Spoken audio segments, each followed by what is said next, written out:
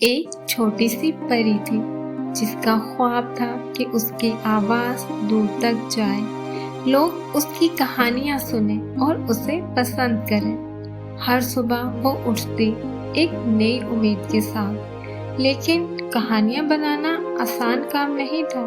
कभी लगता कोई सुनता ही नहीं, कभी लगता मैं रुक जाऊंगी, लेकिन उस परी ने फैसला कर लिया था, मैं रुकूंगी नहीं। वो मेहनत करती रही। हर कहानी में प्यार, सब्र और मेहनत का जादू छुपा होता।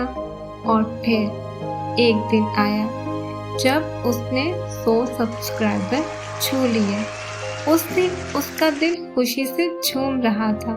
ये सिर्फ नंबर नहीं थे, ये 100 दिल थे, 100 लोग जिन्हें उसकी कहानियों ने छू लिया।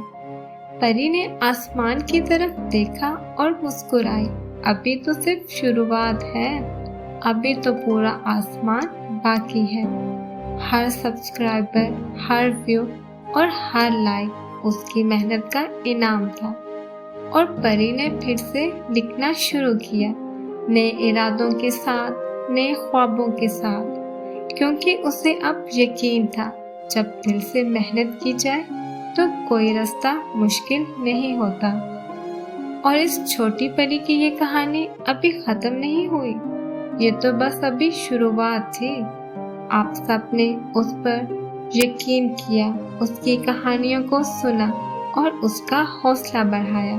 तो इस प्यारे सफर के लिए बहुत सारा शुक्रिया।